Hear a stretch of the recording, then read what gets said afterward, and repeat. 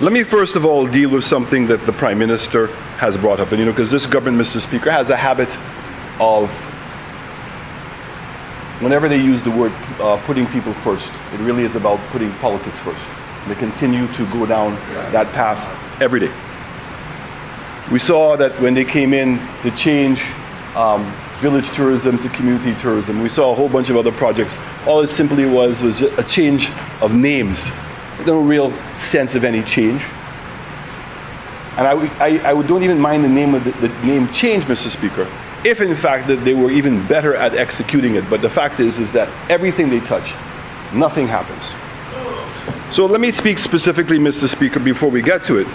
And again, we've reiterated this point many times, but I've learned that with this government, and particularly with the members of Parliament, that despite bringing out what the truth is and debunking the rhetoric that they come up with, you have to say it over and over and over and over again before it sinks in. So, Mr. Speaker, I speak specifically to the Social and Economic Review on page 40. And it's a cautionary note for the 2022 budget.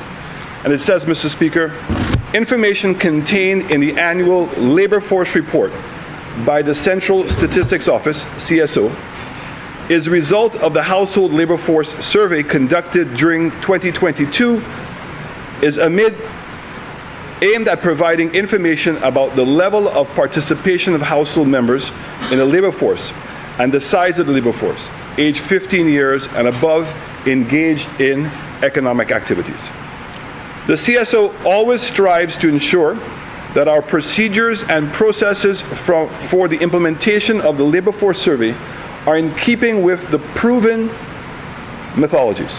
Therefore, the results represent the collated responses of a sample of households interviewed during the period in question and not the opinion of the Central Statistics Office. Results from the sample surveys are always estimates, not precise figures.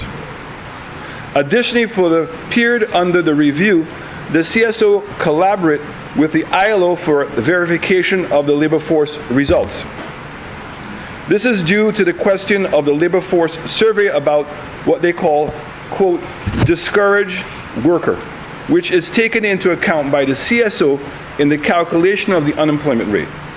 For the results of this period do not correspond to the data collected from the period of 2020 to 2021, which normally runs for a quarter. So in essence, Mr. Speaker, and I'll provide more detail, the methodology that was used to collect the labor force data in 2022 was not the same methodology that had been used in previous years. And that is why I stood, and I will stand repeatedly on a point of order, when the Prime Minister, the Minister of Finance, continues to make the statement that this is the lowest unemployment level ever. He says since 2010. Mr. Speaker, that is not an accurate statement because you're not comparing apples and oranges. It says, and very importantly, Mr. Speaker, additionally, for the period under review, the CSO, which is the Central Statistics Office, collaborated with the International Labour Organization, ILO, for verification audit of the labor force results. In this regard, it should be noted that the unemployment rate calculated by the ILO is less than reported by the CSO. So the ILO methodology produces a number that is less than what the CSO itself has normally achieved. So the ILO definition, persons who did not work nor had a job during the reference period, weak, seeking work and available to work. In the case of the CSO, Mr. Speaker, it has that, but it also adds a component which is discouraged workers.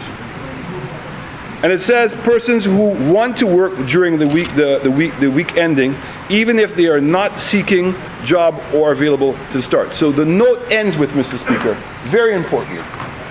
It says, despite the current setbacks, the CSO has made every attempt to provide you with accurate and reliable data based solely on what was obtained at the time and therefore has reverted to its pre-COVID-19 methodology, of data collection for the labor force survey. Any use of the results needs to take into consideration the aforementioned limitations. That's the footnote.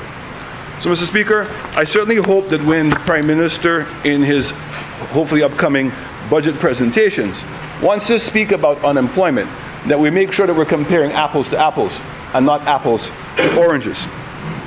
Mr. Speaker, this bill is a very important bill.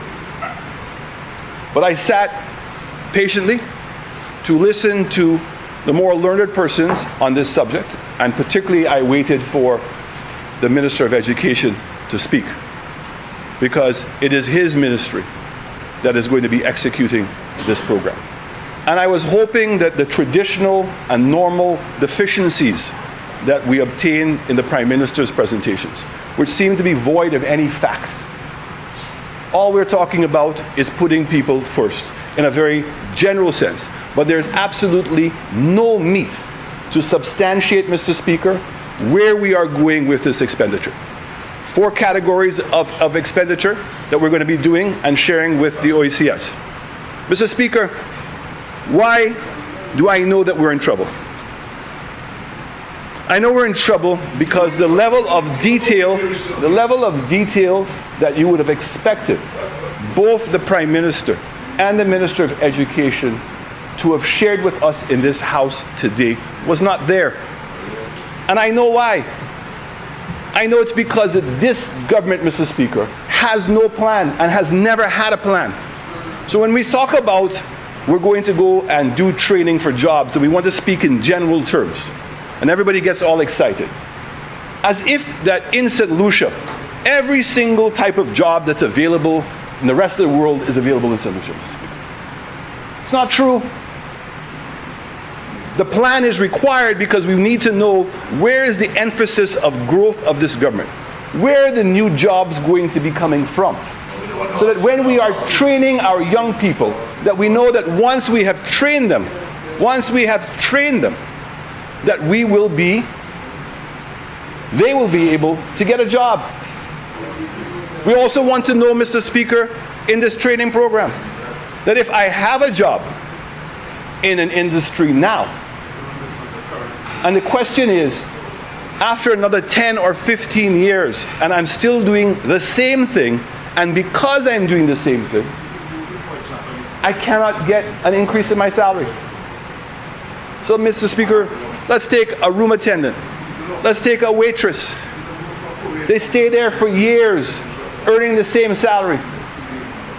And after 10 years become disgruntled because they don't know why they're not able to make any more money. And the reality is because they have not been trained to add any additional value to the job that they're doing. Any business person, if you're in fact going to be under pressure, Mr. Speaker, and you have a person who is not progressed in the job, and the same skill sets that they had when they came in year 1 are the same skill sets that they have in year 10. And they want to get paid more. I don't think that this government has any appreciation of how the business works. In fact, I'm looking around the table. How many of them have been self-employed, Mr. Speaker? How many of them have ever run their own businesses, Mr. Speaker? Okay? How many of them really understand the detail of what it takes? So all I'm saying to you, Mr. Speaker, when I look at this government, there's no plan. Where's the jobs? What focus? The Prime Minister said he has a focus. The only focus he has is on politics. There's no other focus he has. Always justifying putting people first. How many new jobs are you going to have? What areas are those jobs going to be in, Mr. Speaker? Nothing. Nothing. Mr. Speaker, where is the economic development plan? We heard him say that the public service cannot keep absorbing people. Okay. So where is it going to come from? Where? It can. Of course it can. You know, Mr. Speaker, the Minister of Education is really displaying his naivety. He's asking me the question, Mr. Speaker, can the public service absorb more people. The reality is, if in fact, in their own words, that they're going to modernize and digitize the public service, the idea of going to an office to file your taxes, the idea of going to an office to get your driver's license, the idea to go to offices to get your things, all of that is going to change. So in max, we may have the same number of jobs paying a higher salary because those persons are going to be adding a greater level of value. Where is the training for public servants, knowing that this transition is taking place? Where is it? I don't know if it's embedded in this program because nobody's provided any details, Mr. Speaker. Not one detail to tell us how many new jobs are going to be created, where are those areas going to be created, where are the gaps that we have. Mr. Speaker, tourism, how many more hotel rooms are we going to get? How many more? Mr. Speaker, manufacturing, what are the manufacturing needs for our persons? Mr. Speaker, in the area of agriculture, we talked about young people don't want to do agriculture the same way and we're going to have to modernize. Is there money in here for training farmers to be now transitioned into a more mechanized thing? Mr. Speaker, but we don't know. We don't know, Mr. Speaker. We've heard nothing, Mr. Speaker. Mr. Speaker, public service, we've just talked about it.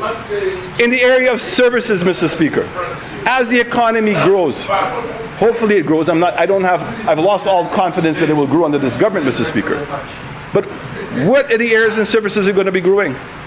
Are we going to have just more grocery stores? Where are they going to be? So we need to know specifically. So, Mr. Speaker, when the members on the opposite side want an example, let me give them an example. When we talked about the development of the South, same DSH, the same Ojo. Yes, horses. Why horses, Mr. Speaker? Because DSH was bringing a new industry to St. Lucia in building a horse racing track to be able to promote it on an international basis, and would have created permanent jobs for the maintenance of horses, for veterinarians of the horses, for the mechanization of the gaming systems that we were going to be putting in, Mr. Speaker. And more importantly, Mr. Speaker, the same guys who are running on the Kakabef can become real jockeys and not only be able to ride horses in St. Lucia bareback on a straight, but they now would be able to participate internationally and be able to race around the world. Barbados on a secondary horse racing track has been able to achieve that. Jamaica has been able to achieve that. Trinidad has been able to achieve that. There are examples all throughout the Caribbean, Mr. Speaker, all throughout the world, that horse racing is an international sport, Mr. Speaker. Mr. Speaker, yes, but it would have created jobs nonetheless. Created jobs nonetheless, Mr. Speaker. Okay? Just like with a golf course, Mr. Speaker. So it doesn't mean you're not going to have pros. It doesn't mean you're going to have greenkeepers. It doesn't mean you're going to have all those people. It generates jobs. And the same thing, Mr. Speaker. No, Mr. Speaker. Well, it's love. Tomorrow's the day of love, Mr. Speaker. So, Mr. Speaker, take Ojo Labs and ITEL BPO. What are we doing? We're sorry? What's the lawyer for Ojo Labs? I don't know. You don't know? No. You don't know? Mr. Speaker. I'll show you some of the Please do, Mr. Speaker. Mr. Speaker, when we brought those companies to St. Lucia was to create jobs that did not exist in St. Lucia, Mr. Speaker. We saw the success of some of the call centers, KM Squared being one of them. We knew that there was not, because we saw the growth of the call centers in Jamaica. We saw the growth of the call centers in Central America. And when the tests were done on our workforce here, they rated very highly, Mr. Speaker. The same Ojo with AI, which is now exploding around the world. I think the Prime Minister then called it mind-bending technology.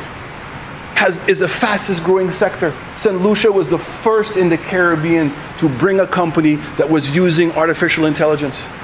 And instead of this government embracing them and wanting them to grow, and they're paying, Mr. Speaker, salaries starting at $3,500. One out of every 8 people at Ojo was getting $8,500. I have one of my constituents from Duga had no job, got in the job at Ojo, was able to build a home, make a life for herself, and develop skills now that are international. Mr. Speaker, we can't come to this House and just speak vaguely about these things. When we talk about the same St. Jude's Hospital, Mr. Speaker, you want to go in and use an 80-year-old building instead of moving into a modern building, purposely built. And instead now, Mr. Speaker. Member for Castries Central. Member for Castries Central. Yeah, Mr. Speaker, on a Please. point of order. On a point of order.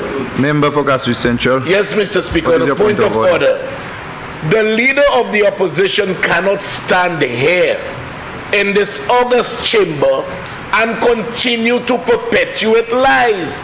He overtly said that this government is using an 80-year-old building. He needs to tell us which building is the 80-year-old building that we are using. Stop the lies. Mr. Member Speaker, I shall continue. Mr. Speaker, the NAP program, National Apprentice Program, was to identify young people to give them an opportunity to develop their skills in tourism. Because there was a clear ambition to double the number of hotel rooms that we have in St. Lucia, Mr. Speaker. And an ambition I'm hoping that this current government will continue to aspire for. I think that they recognize now that they must. But if we cannot wait for the hotels to be built, Mr. Speaker, and then start trading people.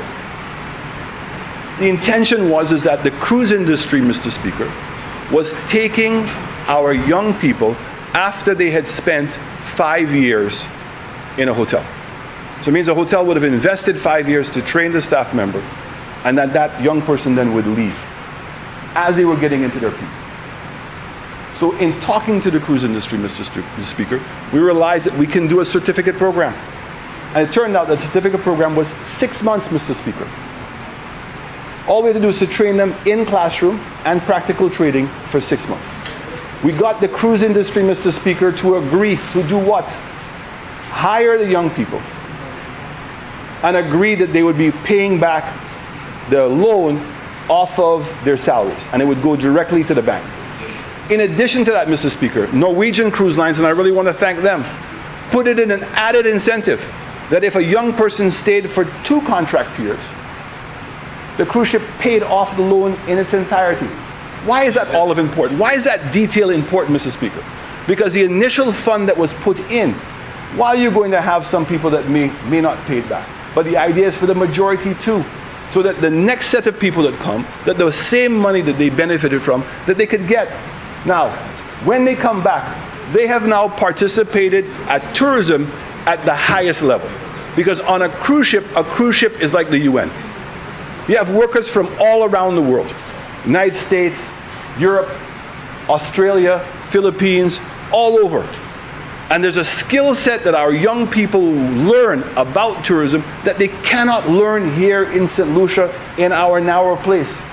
And when they come back, all the hoteliers will tell you, all the restaurateurs will tell you. When you go to a restaurant, you can see exactly who was working on the cruise ship. It's a free education. And they would have developed a skill set, and this is the same thing that's taken place in Europe, Mr. Speaker.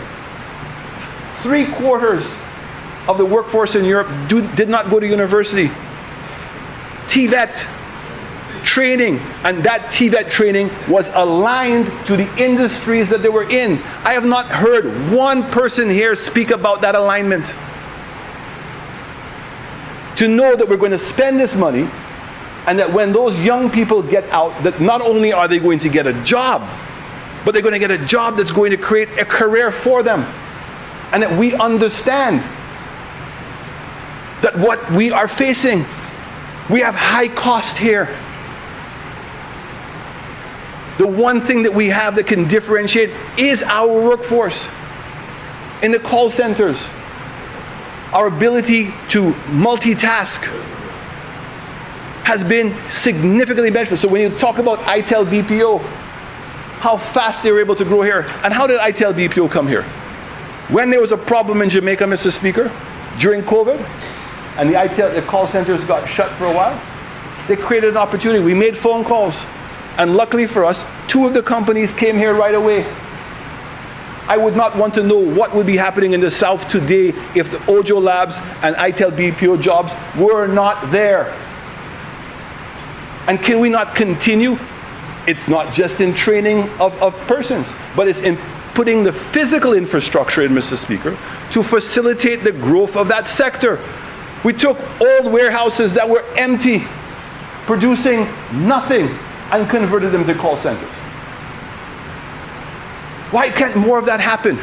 All around the St. Lucia. When was the last time the minister had a meeting with the call centers? When she was minister last time, she refused to meet with them. Excuse me? You know you're not a pioneer call center. No, I'm not. Mr. Speaker, I've realized. We are the ones who brought call centers.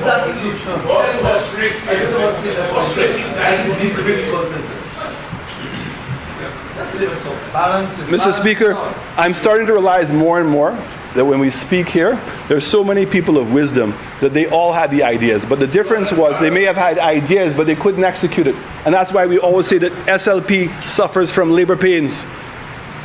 And now you've got the captain of all captains, the lazy roller himself, Mr. Speaker.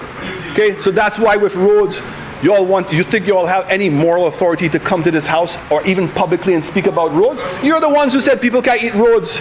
And now you want to come and talk about a special fund? A special fund, everybody knows what you're going to be doing.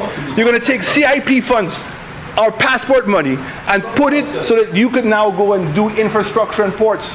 And you're going to give third-party people the money. So why don't you collect the money yourself and fund the roads yourself? Huh? Why are you having to go and do a third party? The same thing the former Prime Minister said with OECS. Why you have to go and find the third party? Huh? Do what? Exactly what you say you should. But that's what we were doing. You did it? Yeah. An economic fund? Come on. Come on. So now you know, people sit there and they think that people are so foolish. You're going to go now and create through the enterprise program a new project, a new thing that people could now do donations and put monies into an enterprise. And who's the enterprise going to be? Galaxy or GPH? Which one? Any third party you want? And so you're going to take monies that should be going into your own account, Mr. Speaker, and putting it into the hands of a private sector person on the hopes that they're going to build something? At what cost? At what cost? And that's even if the CIP program is going to be there for much longer. Because the way that they're managing the CIP program, it's not long before they shut it down. Just like what happened in Dominica. Mr. Speaker, this is a government that is void of a plan, is void of ideas. And while I so much welcome this initiative, I am scared that a great opportunity that is being presented to us is not going to be used correctly because they don't have a plan. They have no idea who they're supposed to be training, what they're supposed to be training young people for. Where is the linkages? Where is the synergy on developing our country? But you see, the problem is they maligned foreign direct investment. They demonized tourism. They did all of these things while they're in opposition, and now they're having to come back and eat humble pie, just like with the Printry building. All I can say to y'all, when y'all break down the Printry building, break this down and break the ministry, the courthouses down as well. Go and look at the plans that were put on paper as to how to develop Castries. But no, again, y'all think y'all know everything, but y'all know nothing. And whether you want to accept it or not, Mr. Speaker, it's not my word. Just go and speak to the people and hear what they think about your administration. Think of what the maladministration that's taken place in this country. And for a later date, we'll talk about health care, we'll talk about security in this country, Mr. Speaker. But today, a very important component is education. Want to come here like you did something to get this loan? The World Bank recognized 12 years ago that both health and education needed to be treated as capital investments. If you're going to grow your country, you have to grow the capacity. You have to make sure they're healthy. You also have to make sure they're well educated. But that takes a plan. It takes a commitment. And it's not about just words. It has to be much more significant. And I have not heard anything here today, Mr. Speaker, that would give me any comfort, nor should it give any other St. Lucian comfort, that they're going to use this opportunity they found on their lap appropriately and to make sure that the young people of this country and the workforce of this country are going to get jobs that they can make careers of, jobs they can raise their families on, jobs in which, yes, they can become international and raise their own standard of living. That should be the aspiration. And I did not hear any of that today, Mr. Speaker. I thank you.